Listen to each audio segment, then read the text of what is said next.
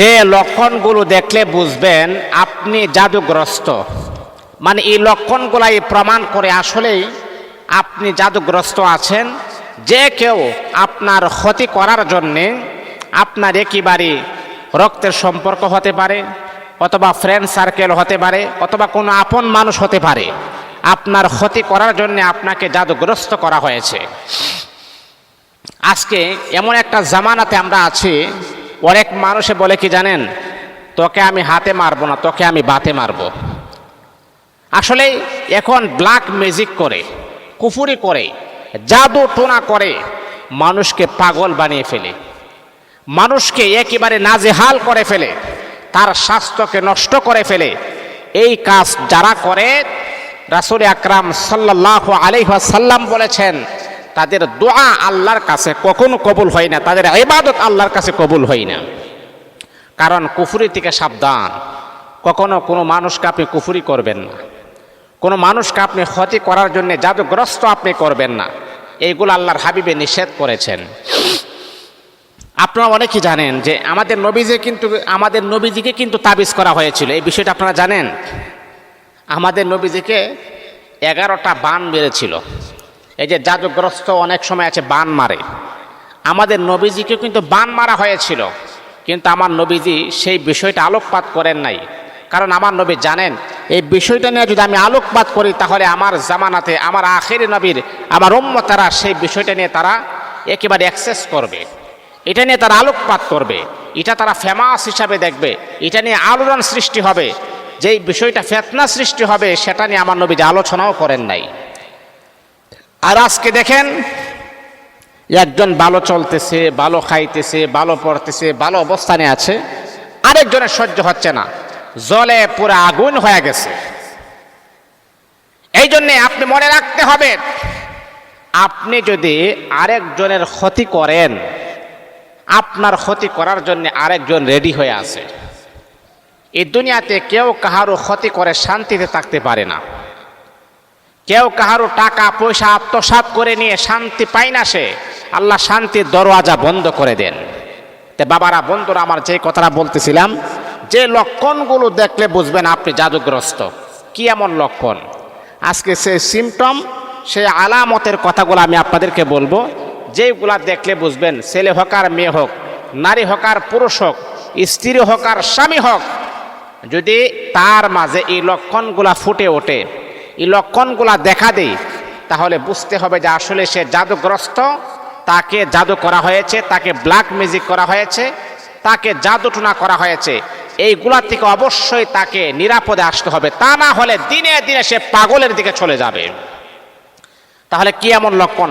1 number, হঠাৎ দেখবেন স্বামী আর স্ত্রীর মধ্যে ঘৃণা তৈরি হওয়া। হঠাৎ, আরে স্বামী আর স্ত্রী তারা এত ভালোবাসা ছিল, এত মোহাব্বত ছিল, একজন আরেকজনকে ছাড়া চলতই না, একজন আরেকজনকে ছাড়া খাবার খাইতো না, ঘর থেকে বের হইলে কোনো জায়গাতে বেড়াইতে গেলে একজন আরেকজনকে না নিয়ে যাইতেই না। এখন দেখা যায় উল্টা, এখন তাদের মাঝে সামথিং ছোটখাটো বিষয় নিয়ে ঝগড়া হইতে হইতে এটা অনেক বড় হয়ে যায়। তারা একজন আরেকজনকে দেখতে পারে না, তারা একজন আরেকজনকে ঘৃণা করে, এমন ঘৃণা করে একজন আরেকজনের ছায়াটা পর্যন্ত দেখতে চায় না, কথাটা পর্যন্ত শুনতে চায় না।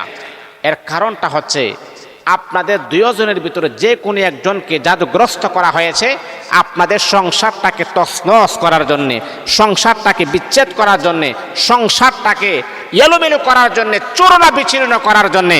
আপনাদের কোনো আপন মানুষ হবে যে চাই না যে আপনাদের এই যে সমস্যাটা, এই যে সম্পর্কটা এত সুন্দর চলতেছে, আর একজনের হিংসা হচ্ছে, আর হিংসার থেকে এই ক্ষতিগুলা করা হয়। আমার মা আপনি বুঝছেন, হ্যাঁ আমার বাবা আপনি বুঝছেন, আপনিও একটা টেনশনে আছেন, কিরে আমার স্ত্রী তো আমাকে তো ভালোবাসতো, হ্যাঁ আমি ঘরে না আসা পর্যন্ত সে ঘুমাইতো না, আমার সাথে কথা না বললে তার ঘুম হারাম হয়ে যেত, এখন এমনটা কেন হচ্ছে? কি কারণে এমনটা হচ্ছে?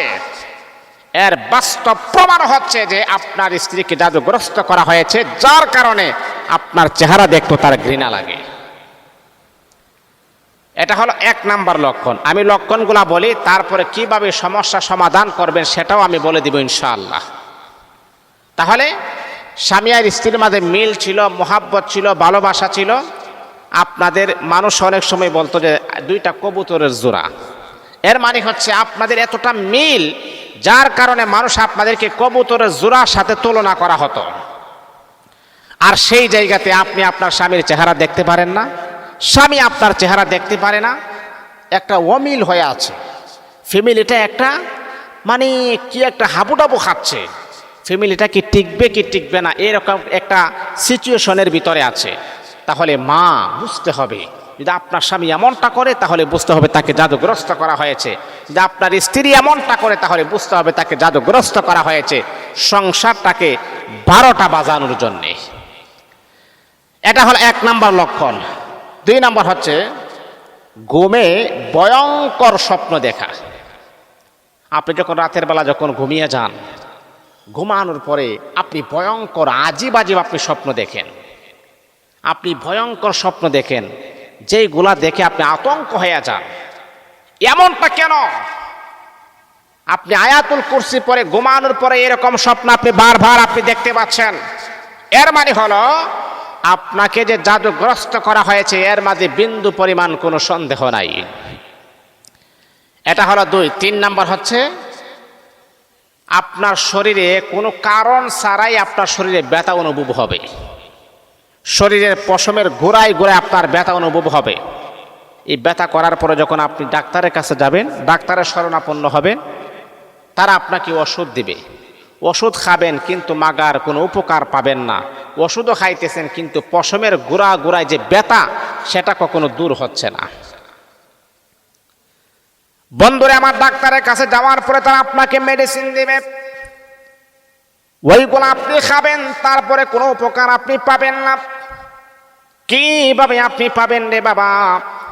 যেহেতু আপনাকে তাবিজ করা হয়েছে, যেহেতু আপনাকে জাদুগ্রস্ত করা হয়েছে, এটা তো কোনো ডাক্তারের কোনো ট্রিটমেন্ট নয়। সারা জীবনের সমস্ত ডাক্তার যদি আপনি খেয়ে ফেলেন তারপরও কোনো কাজ হবে না।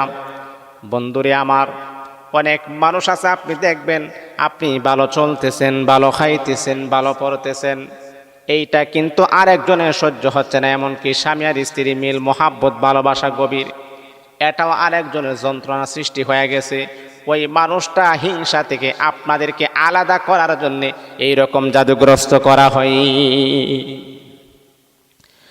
বন্ধুরে আমার, যদি আপনার শরীরে ব্যথা অনুভব হয়, আপনার কোনো রোগ নাই, কোনো শোক নাই, ডাক্তার ওষুধ দেওয়ার পরে আপনার ব্যথা যদি দূর না হয়, তাহলে বুঝতে হবে 3 নাম্বার লক্ষণ হলো আপনাকে জাদুগ্রস্ত করা হয়েছে। বন্ধুরে আমার, 3 নাম্বার হলো হঠাৎ স্বভাব বদলে যাওয়া, মানে হঠাৎ আপনার মেজাজ গরম হয়ে যাওয়া। আগে তো আপনি এমন ছিলেন না, হঠাৎ করে আপনার মেজাজ গরম হয়ে যায়, কোনো কথা নাই, কোনো কিছু নাই, আমি আপনাকে গালিগালাজও করি নাই, এমন কথা বলি নাই যে আপনার রাগ উঠবে, আপনার অভিমানটা বেড়ে যাবে, এমন কথাও বলি নাই, কিন্তু তারপর আপনার রাগ উঠে যায়। এর মানে হলো রে বাবা, এমন কোনো ব্যক্তি আছে যে আপনাকে তাবিজ করেছেন, জাদুগ্রস্ত করেছেন, যাতে করে আপনার গোটা লাইফটাকে ধ্বংস করার জন্যে। এ বন্ধুরা আমার, তাহলে আপনি কি করবেন?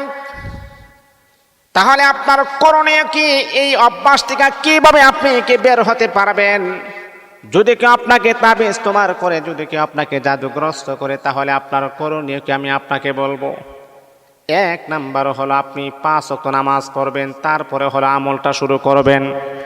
ফজরের নামাজের পরে একবার আপনি আয়াতুল কুরসি আপনি একবার পড়বেন, আল্লাহু লা ইলাহা ইল্লা হুয়াল হাইয়ুল কাইয়্যুম লা তাখুযুহু সিনাতুন ওয়ালা নাওম লাহু মা ফিস সামাওয়াতি ওয়া মা ফিল আরদ মান যাল্লাযী ইয়াশফা'ু 'ইনদাহু ইল্লা বিইজনিহি ইয়া'লামু মা বাইনা আইদিহিম ওয়া মা খালফাহুম ওয়া লা ইউহীতুনা বিশাইইন মিন 'ইলমিহি ইল্লা বিমা শা'a ওয়াসি'a কুরসিয়্যুহুস সামাওয়াতি ওয়াল আরদি ওয়া লা ইয়াউদুহু হিফযুহুমা ওয়া হুয়াল আলিয়্যুল আযীম। একবার আপনি পড়বেন, বুকে ফু দিবেন। তারপরে সূরা ফালাক, সূরা নাস, কুল হুয়াল্লাহু আহাদ 3 কুল আপনি পড়বেন 3 বার করে। সূরা কুল হুয়াল্লাহ পড়বেন 3 বার, সূরা ফালাক পড়বেন 3 বার, সূরা নাস পড়বেন 3 বার, পরে আপনি ফু দিবেন। এই আমলগুলো আপনি সকাল বিকাল করবেন, সকাল বিকাল। সকালে ফজরের পরে, রাতের বেলা ঘুমানোর আগে এই আমলগুলা করবে। ইনশাআল্লাহ যত বড় মানুষ আপনাকে ক্ষতি করুক না কেন, আল্লাহ আপনাকে কুদরতিভাবে আমার আল্লাহ হেফাজত করবেন। জাদু যত বড়ই করা হোক না কেন আপনার কোনো ক্ষতি করতে পারবে না ইনশাআল্লাহ। সকাল সন্ধ্যে আমলগুলা করবেন ইনশাআল্লাহ।